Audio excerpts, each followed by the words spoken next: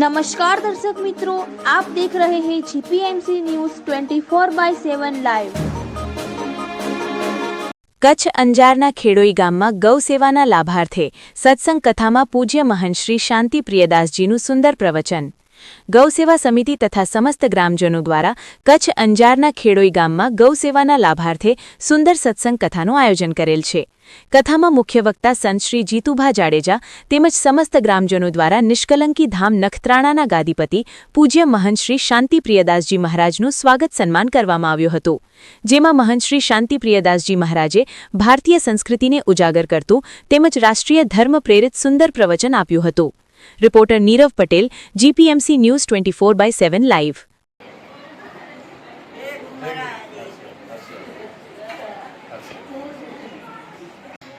આપણા ગામની વાત નથી, આપણે તો બહુ સરસ છે। 12 મહિનામાં બબે કથા વળી પાછી મારે માફી માંગતો વિડિયો મૂકવો પડશે। આપણું ગામ તો કેટલું સરસ, આપણે કેટલા ભાગ્યશાળી છીએ। સંતોના દર્શન કરવા આપણે દૂર જવું પડે, સંતો આપણે પાસે આવે, આનાથી વધારે આપણે પાસે ભાગ્ય શું?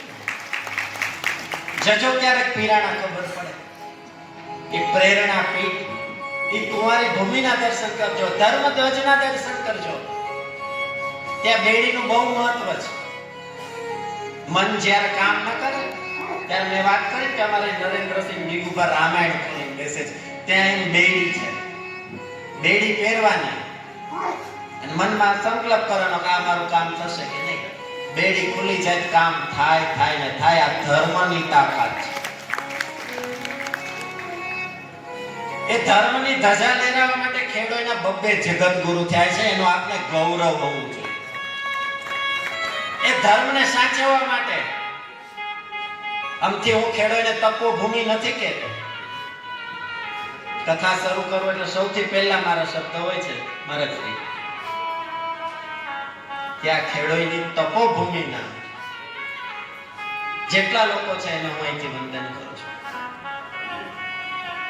આપણી ભારતીય સંસ્કૃતિના 16 સંસ્કારો હતા જે આપણા જીવનમાં આપણને ખૂબ ઉપયોગી થાય। સજ્જનો, જાગર કથા કીર્તન નહીં નહીં સંત ભયો મહેમાના, વાગર જમણી ડેરા દિના સાંજ પડે કે શમશાન। જે ઘરની અંદર, જે ગામની અંદર કથા કીર્તન સત્સંગ ભજન થતા નથી, જાગર કથા કીર્તન નહીં નહીં સંત ભયો મહેમાના, જે ઘરે સાધુ સંતો મહેમાન તરીકે આવતા નથી। આપણા સગાવાલા તો આવે જ આપણે ઘરે, કાકા મામા માસા ફુવા ફોઈ બેન બનેવી, સાચું સગું સંતો છે। સંતો આપણને જીવન જીવવાની કલા બતાવે, જ્ઞાન અને ભક્તિનો ઉપદેશ આપે। એવા મહાપુરુષોના પગલા જે ઘરે પડતા નથી, વાગર જમણે ડેરા દીના, ઈ ઘરે જમરાજાઓના ડેરા હશે। સાંજ પડે ને શમશાન, રાત્રે શમશાન કેવું થઈ જાય? સુનકાર થઈ જાય। જે ઘરમાં ભગવાનનો દીવો ન થાય, અગરબત્તી ન થાય, પ્રાર્થના ન થાય, આરતી ન થાય, ઈ ઘર શમશાન જેવું છે।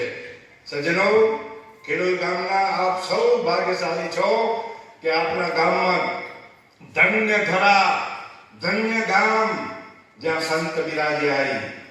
ઈ ગામ ધન્ય થઈ જાય, ઈ ધરા, ઈ ભૂમિ ધન્ય થઈ જાય જ્યાં સંત મહાપુરુષો બિરાજે છે। ધન્ય ધરા ધન્ય ગામ જ્યાં સંત બિરાજે आई, સભી ભૂમિને પાવન કરે, હલી મલી હરી જસ ગાઈ। જ્યાં ભૂમિ પવિત્ર થઈ જાય, હરી મળીને જ્યાં પરમાત્માના ગુણગાઓ ગવાતા હોય, હરી કથાઓ ત્યાં થતી હોય, એ ભૂમિ પાવન થઈ જાય, એ ગામ પાવન થઈ જાય। જે ઘરમાં ભક્તિ જ્ઞાન તે ઘર આવે છે ભગવાન। જ્યાં સંતો તને છે સન્માન તે ઘર આવે છે ભગવાન। જ્યાં માતા પિતા તને છે સન્માન તે ઘર આવે છે ભગવાન। ઘરના સગડા સંપીને રહેતા પૂજ્ય બાપુશ્રીએ કથામાં સંપ વિશેની પણ વાત કરી। કુટુંબ પરિવારમાં સંપ રાખજો, માતા પિતાનો આદર કરજો, સાધુ સંતોનો આદર કરજો, સાસુ વહુનું જીવન મધુર બનાવજો, જીવનમાં જતું કરતા શીખજો। બધા દિવસ ઘરમાં મારી જ વાત રહે, હું કહું એમ થાય એવો હઠાગ્રહ જીવનમાં કદી રાખશો નહીં, તમારા ઘરમાં સ્વર્ગ થશે। એક નરકની વાત કહીને મારી વાણીને વિરામ દઈશ। એક ગામમાં મારો સત્સંગ હતો, સાસુ અને વહુ બે આગળ બેસીને સત્સંગ સાંભળે. તમે માતાઓ તમારી વહુઓને લાયા છો કે સાસુ એકલી જ આવી છો? સાસુ વહુઓને ભેગી લાવજો કથામાં. વહુઓને પણ કથાની આંગળી ઊંચી કરો અને સાસુ ને વહુ બે આંગળી ઊંચી કરો. વાહ વાહ, ધન્યવાદ ધન્યવાદ. જુઓ, ગામમાં કોઈ કથા થતી હોય, કોઈ સાધુ સંત આવતા હોય તો ઘરનું કામ આટોપી સાસુ બહુ બે કથામાં આવવાનું. બાળકોમાં સંસ્કારો પડે. કદાચ બે થી અવાય એવું ના હોય, ઘરે કોઈ નાના છોકરા રાખવા હોય તો સાસુએ ઘરે રહેવાનું ને વહુને કથામાં મૂકવાની. લાવ બેટા, થોડું લાગુ તું કથા સાંભળ્યા મહારાજની. તમારા દીકરાઓને સંસ્કારી બનાવજો, સત્સંગી બનાવજો. તમને ખૂબ ખૂબ લાભ થશે. એક ગામમાં મારો સત્સંગ, સાસુ અને વહુ બે મારી આગળ બેસીને સત્સંગ સાંભળે. મેં વાત મૂકી, દરેક સાસુઓ જો કૌશલ્યા જેવું જીવન જીવે તો એનો ઘર સંસાર સ્વર્ગ સમાન થઈ જાય. કૌશલ્યાની રામ ભગવાનની પૂજ્ય બાપુશ્રીએ વાત કરી. કૌશલ્યા કોણ હતા? રામ ભગવાનની બા. મેં કીધું દરેક સાસુઓ કૌશલ્યા જેવું જીવન જીવે તો એનો ઘર સંસાર સ્વર્ગ સમાન થઈ જાય. એટલે પેલી વહુએ આવુંને કોણી મારી, હા બોલો મહારાજ હું કે છે તમે કૌશલ્યા જેવો થો. થોડી વાર પછી મેં વાત મૂકી, દરેક વહુઓ જો સતી સીતા જેવું જીવન જીવે તો એનો ઘર સંસાર સ્વર્ગ સમાન થઈ જાય. એટલે હવે બે કોણી મારી, હો ભર તું સીતા જેવી થા. સાસુ વહુનું જીવન મધુર બનાવજો, પતિ પત્નીનું જીવન મધુર બનાવજો, દેરાણી જેઠાણીનું જીવન મધુર બનાવજો. જીવનમાં જતું કરતા શીખજો, તમારા ઘરમાં સ્વર્ગ થશે. જો આપણને ઘર સંસારને સ્વર્ગ સમાન બનાવવો હોય તો આપણા ઋષિ મુનિઓએ 5 નિયમો આપ્યા છે. યાદ રાખજો.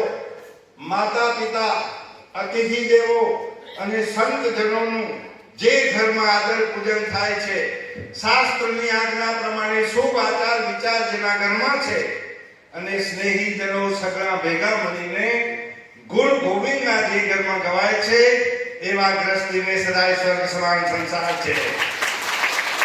માતા પિતાનો આદર કરજો, સાધુ સંતોનો આદર કરજો. અને આંગણે અતિથિ આવે ને, કોઈ ભિખારી આવે એનો આદર કરજો. પાપી ગરબી હોય એ તો પાપીઓના ઘરે જોવા મળે.